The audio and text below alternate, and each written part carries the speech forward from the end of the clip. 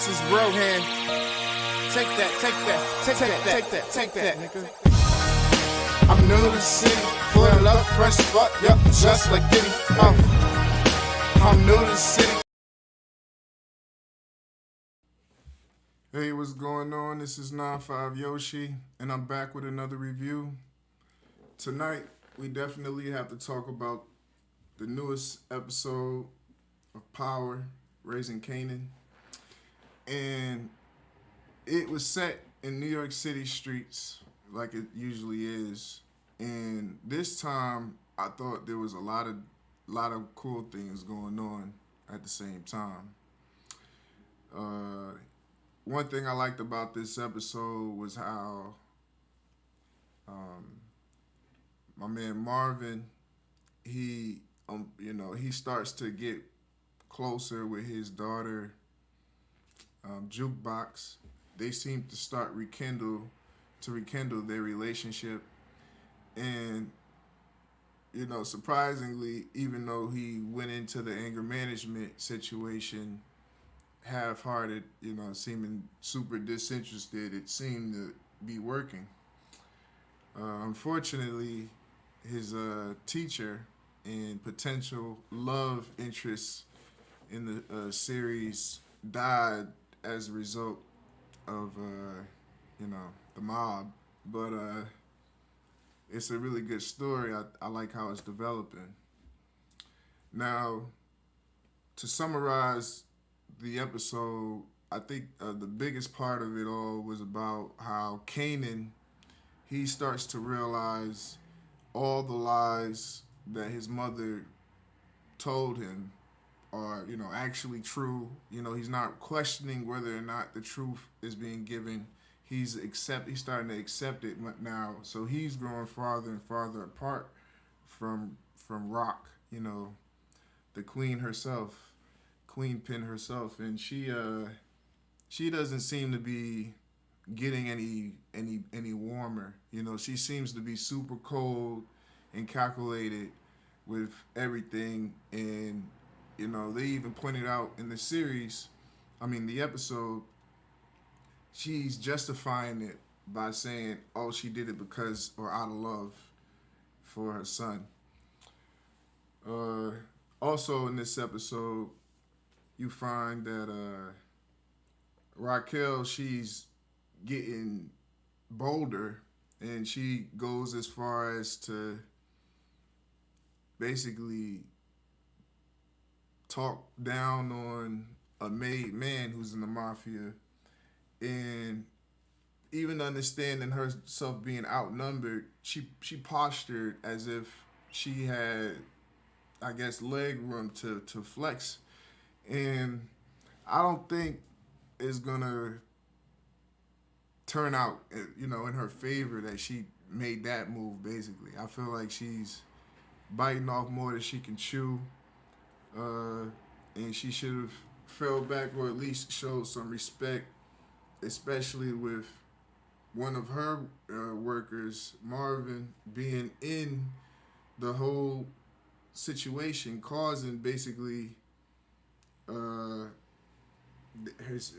mob boss's son to reach his untimely demise, unfortunately. But it's making great TV, so I'm not mad at her. I'm not mad at anything that's going on. It's all, it's making me want to watch it more. I had favorite part of the episode, and that had to have been when Famous decides that he wanted to go and rob someone because he was struggling to pay his bills. And it was really dumb because he decides that this is the time I'm going to choose somebody I know and I'm going to stick them up, because he felt like he had the upper hand, I guess, last time they interacted.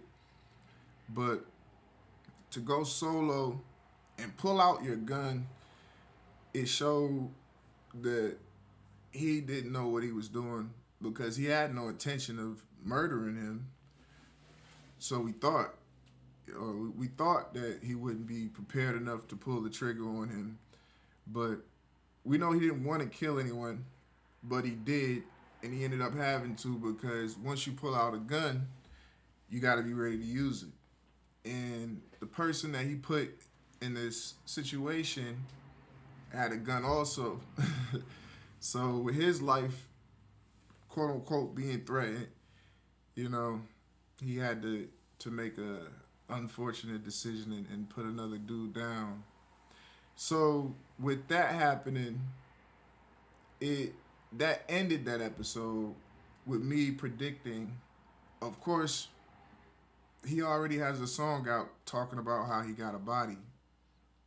So I predict he's gonna lean into it, and you know, he seems slow enough to start bragging about the fact that he caught a body or whatever. So I don't know. I'm interested just as much as y'all to see where he's gonna end up in the series, how it's gonna end. I mean, if I was to rate this episode, I would give it a 4 out of 5. I wouldn't give it a complete 5. I think they rushed through some scenes. I thought it was a little rushed. Like they could have taken their time,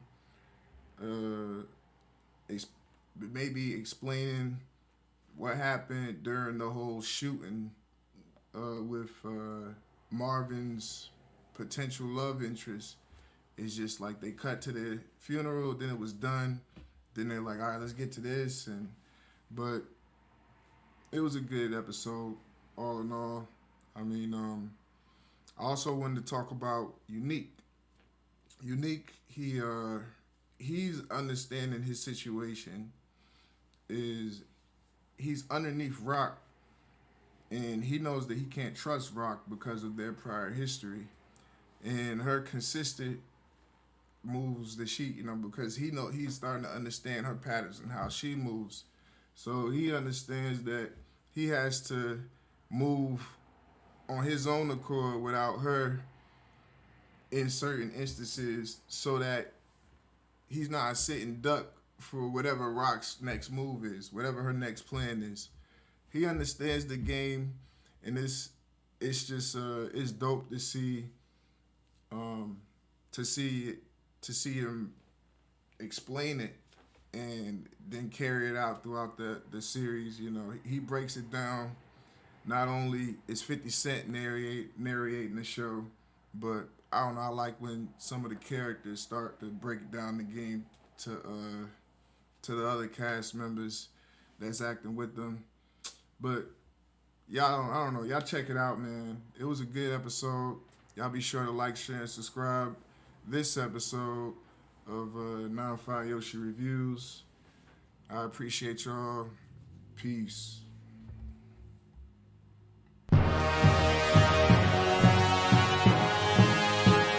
Yo, this is Rohan. Take that, nigga. I'm new to the city, pulling up fresh fuck, yep, just like Diddy. I'm new to the city, the way I walk, the way I talk, I know that you hear me. Hey, I'm new to the city. Hey, I'm new to the city. Hey, I'm new to the city, pull up fresh fuck, yep, just like Diddy.